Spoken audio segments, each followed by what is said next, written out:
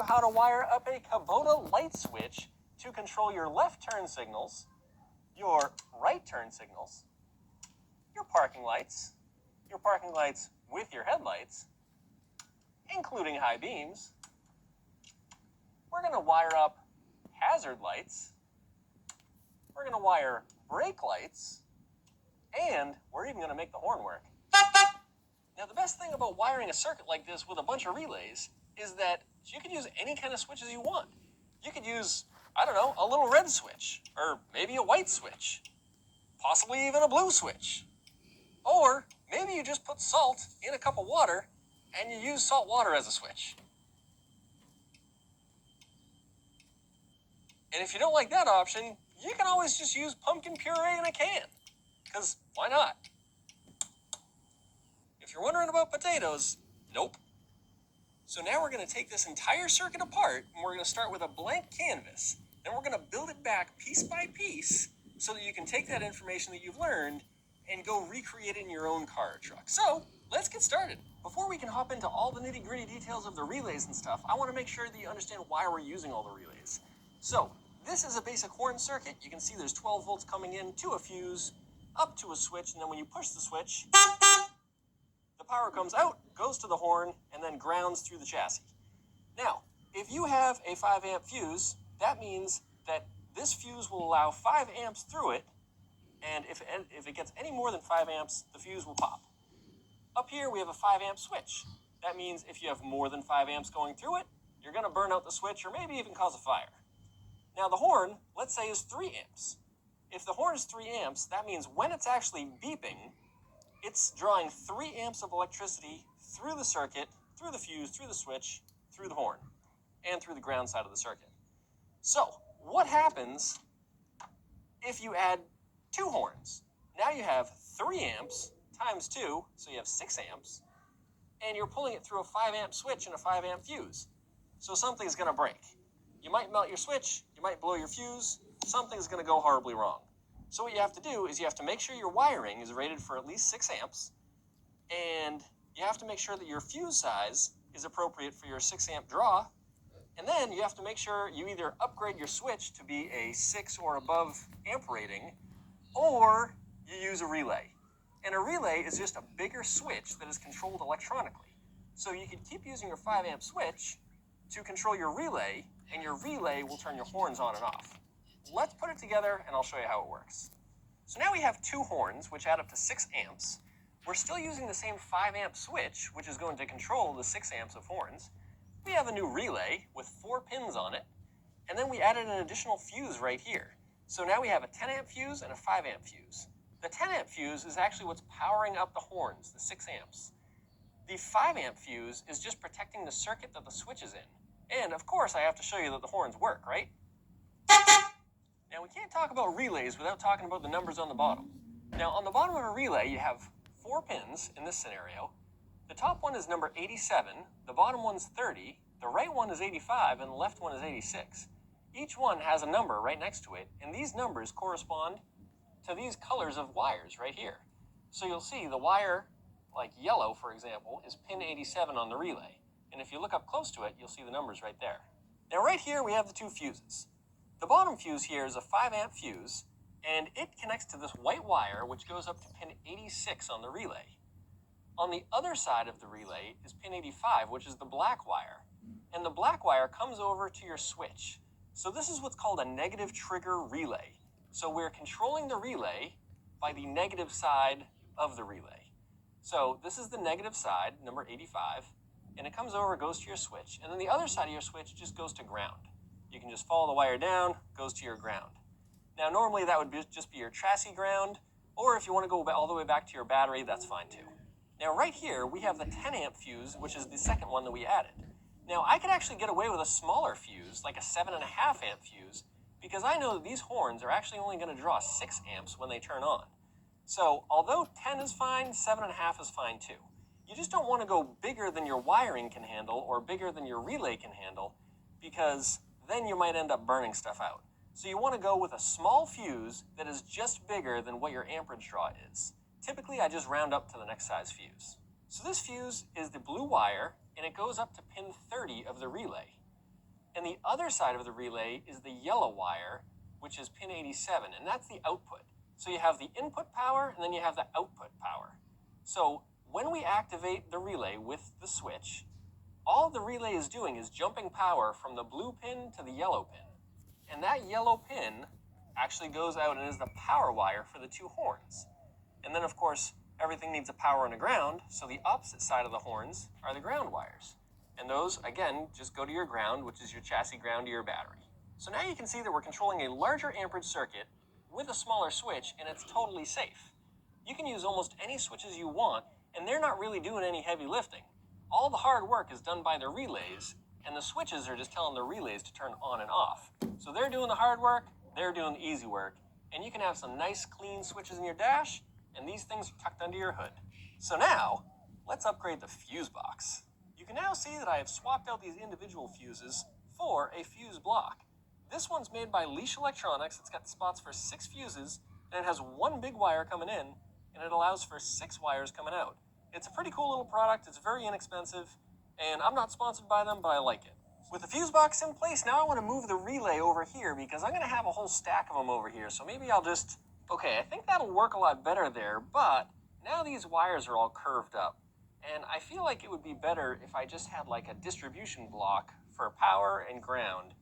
And that way I can connect all the wires a little easier. Let me show you. Now the wiring right here is exactly the same as it was just a moment ago, but now I have this block right here.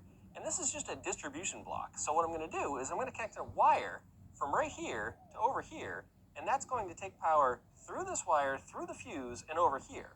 And this whole block will be fused by whatever fuse I put right here.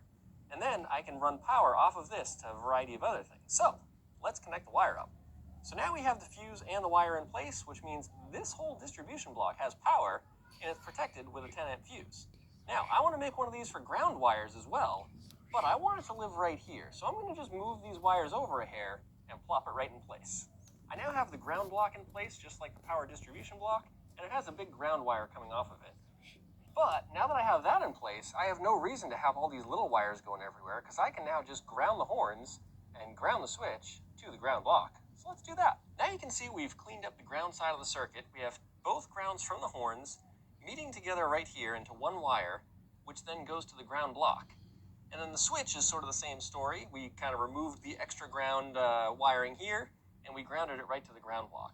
So this ground block could be considered your chassis on your car or your motorcycle or whatever you're adding all this stuff to. We're basically just having one central location on this board to ground everything to, and one central location to grab all the power from, just to kind of make the whole diagram easier. Now you can use these on your car too. You may not need them though, depending on kind of what your scenario is. Now the thing that I want to actually clean up is I want to get power going to this white wire from this distribution block instead of from the fuse box. Because I want all of the switches that control the relays to be powered off of this distribution block and not the fuse box, because I need these fuses to actually power up the accessories. So let's move this wire over to this distribution block, and then we'll move on to the next circuit. Now the changes that I just made were I shortened the blue wire so it's a little neater on the board. I removed the fuse right here because we're no longer using that fuse at the moment. This white wire on the relay now goes all the way over here and runs right under here over to this distribution block. And then I changed the 10 amp fuse to be a 5 amp fuse because it's just not necessary to have 10 amps on this distribution block. So let's review real quick why I made these changes. I want all of the switches that control the relays to be powered up from this distribution block and running off of one 5 amp fuse. And then the other 5 fuses that I'll have here will power up each of the relays, which will then control our lights and horns. So next, let's swap out this switch for the big multi-function switch from the Kubota tractor, and we'll show you how that works, and then we'll start adding each circuit. And by the way, this is still wired the same way it was just a few minutes ago, with the horn still functioning exactly the same way. We're just kind of grabbing the power and the grounds from different spots on the board. So let's add the multi-function switch, and we'll see where that takes us. So here we have the multi-function switch from a Kubota tractor. It's got a ton of wires coming out the back, but we are only using 2 of them at the moment for the horn. And there is a green wire, which is over here and connected right up to the ground to the distribution block. And this is the same spot that was connecting the switch before. The other wire coming out of this switch is white with a green stripe, and that one goes over to the ground side of the relay. So let's follow the electricity really quick. There's actually two circuits going on right now. One of them is powering up the horns, and one of them is powering up the switch. So let's do the switch side first. We have power coming in through the 5-amp fuse over to the power distribution block through the blue wire, then out the distribution block through the white wire over to the relay, and then through the black wire, up the white wire with the green stripe to the switch. The switch, the other side of the switch, comes out the green wire and over to the ground distribution block. So that's the power circuit for the switch. Now, powering up the horns themselves is power coming in through a 10-amp fuse, because remember, we had 6 amps of electricity these horns require. And the power goes in the blue wire, which is pin 30 on the relay, and out pin 87, which is the yellow wire, which is actually sending the power to the horns when we use the switch to tell the relay to turn on. Hopefully that makes sense. Let's move on to the next circuit. As if by magic, we have a second relay here, and I've actually already added the wires in the right spots, but you'll notice this relay is for the headlights, and I don't have any headlights on the board yet. That's because I wanted to show you how the relay is wired first, so we can focus on that, and then we'll add the headlights second. So, let's talk about the relay. Now, if you listen really closely, you're going to hear this number 2 relay click. And that's because I'm turning the relay on with the switch, but it's sending power out to nothing right now. The power's coming out this yellow wire, and it's just hanging out because I haven't actually added the headlights yet. So, let's talk about how the relay is wired. Pin 85 on the relay, the black wire here, goes to the ground distribution block. Pin 30 on the relay, the blue wire, goes over to this fuse, which is a new 10-amp fuse that I just added. So again, the power comes in this 8-gauge wire, and it gets distributed out all of these blue wires. So that goes to pin 30. Then we have pin 87, which is the yellow wire, and that's actually sending the power out to the headlights when I turn the switch on. And then we have pin 86, which is the white wire, and that is the circuit that tells the relay to turn on from the switch. So that white wire connects to the brown with a blue stripe, if you happen to be using this style switch. And then to power up that specific switch in this, we need power going to the white with a red stripe. So that comes over and connects to the distribution block for the power.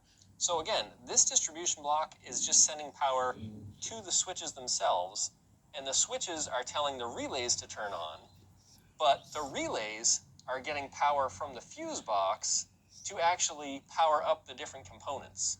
So the power going to the horns and the power going to the headlights is not the same power that is actually going to your switches. So now let's add the low and high beam headlights, and we'll actually make it function. All right, we are now making progress. You can see we now have headlights. So these are representing your headlights. Each one is a 2-filament bulb. It is a 2057 bulb, which is very much the same as an 1157 bulb. But if you have sealed beam headlights, which is super common in pretty much anything from the 1930s to probably the 1990s, most of those sealed beam headlights are 2-filament bulbs, though there are some cases where you have 4 bulbs in the front of the car and you have low beams and high beams. It's very easy to interchange the two with this style wiring, so let me show you how it works. So each one has 2 filaments inside it, so it's essentially 2 bulbs in one. So if you click this, you can see now you have your high beams on. You click it back, you got your low beams, and of course you can turn it off. And here's the way it works. When you turn the switch on, we're telling the relay to turn on. And when that relay is turned on, it takes power from this fuse through pin 30, which is the blue wire, and it sends it out pin 87, which is the yellow wire. Now it comes into the high beam switch, and the high beam switch is basically just flipping between a high and low beam, so it has 1 input and 2 outputs. So one of the outputs is the white wires, which goes to 1 filament on each side, and the other output is the red wire, which goes to 1 filament on each side. And then you have the grounds, because every headlight needs a ground, which is the black wire, which you can see just comes around here and cruises right over to the ground distribution block. And you can see both ground wires are just tied together into one and to the distribution block. But your headlights, they will likely ground right to the chassis itself. So again, We can turn on the low beams. We can click the headlight button and turn on the high beams, or we can turn the whole thing off. Next up on the list of circuits to make is the brake lights. So let's add some brake lights to the circuit. Now we have relay number 3 right here, which works very similar to all the others, where we have a new fuse coming in, the blue wire, going to pin 30. Then we have pin 85, which is the black wire, which goes to ground. We have the white wire, pin 86, which comes up here and goes to the switch. We have the yellow wire, which is pin 87, which is power coming out of the relay through the yellow wire, connecting up to the 2 red wires here, which go to your bulbs. And that's what actually powers up the bulbs. On the opposite side of the bulb, you obviously have a ground, which is the black wire here, which again just meets up on your ground distribution block or your chassis if that's what you happen to have available. The other wire on your switch is the blue wire, and that comes over and connects to the power distribution block, which of course powers up all your switches. So now, if you push your brake pedal down, you tell your switch to turn on, which tells your relay to turn on, which powers up your taillights. So as a recap, we have a horn, we have headlights, we have high beams, and we have brake lights. Not bad. Now let's make a new circuit. We've now added relay number 4, and I've also removed a horn to give a little more visibility into what's going on with the wiring. And now we have parking lights to go with our headlights and our high beams and our brake lights. So now let's talk about how it's all wired. Now this may sound familiar, but relay number 4 is wired in a very similar way to 3 and 2, with pin 85, the black wire, going over here to the ground distribution block. Pin 30 is the blue wire coming over here to the fuse, which is a 10 amp fuse. Pin 86 is the white wire, and that comes over here, and it connects to the yellow wire coming out of this switch. Pin 87 is the yellow wire coming out of the relay, which comes over and it connects to the white wire right here, which then splits right here and right here, and it goes to this parking light, this parking light, this parking light, and this parking light. So that one yellow wire actually feeds 4 lights. Now, these lights are 2 filament bulbs, just like the headlights were. They're 2057s. And you'll see the red wire coming out of them as well. Now, I just connected these red wires together for now. They don't actually do anything. So you can just ignore the red wires for now, right here and right here, because those are going to be used for the turn signals, which we'll get to in just a minute. So the bulbs also have a black wire coming out the back, which you can see comes all the way around and comes up and grounds to the distribution block, just like the other grounds do. Same with on this side, comes over, and it goes right here to the distribution block. And then, once you have it all together, you have your parking lights. Luckily, the next step of turning these parking lights into turn signals is super easy. So, let's jump into that. So you can see we have a few extra components now. We have relay number 5 and relay number 6. We also have a turn signal flasher wired in here. And of course, we wired it all up to make it work. But, now that we have all that, we have left turn signals. And we have right turn signals, which can be used at the same time as the parking lights, and they still function properly. And that's because these are 2 filament bulbs, so one of the filaments in each bulb is doing the parking lights, and one of the filaments is doing the turn signals. So that's the beauty of using 2 filament bulbs. Now let's talk about the wiring. So relay number 6 controls the directionals on the left side of the circuit. Relay number 5 controls the directionals on the right side of the circuit. So now, let's go over how they work. Relay number 5 has pin 85, which is the black wire, coming over to the ground. Relay number 6, same thing. Black wire comes over to the ground. Down on the bottom, we have the blue wires on each one. That is pin 30 on each relay, and they actually connect together at this turn signal flasher. Now, the turn signal flasher is actually what makes and breaks the electrical contact and makes the lights blink. The other side of the flasher gets connected over to your fuse box at your new fuse. So we finally have all the fuses in this fuse box. Pin 86 on relay number 5 is the white wire, and it comes out here and it connects to the white wire coming out of the multifunction switch. Pin 86 on the number 6 relay is the white wire coming out, and it connects to the blue wire with a green stripe. Now the other thing that we have to do on the multifunction switch is hook up this green wire with the black stripe over to the power distribution block, because we need to provide power to the actual turn signal switch, which is in this block here, so that it can send power out over through these white wires to the relays when we actually turn it on and turn it off. Now the last wires that we haven't talked about yet on these two relays are the yellow ones, and that's actually pin 87 on both relays, and it's really easy. The wire just comes out and it connects to the red wire, which is tying these two bulbs together.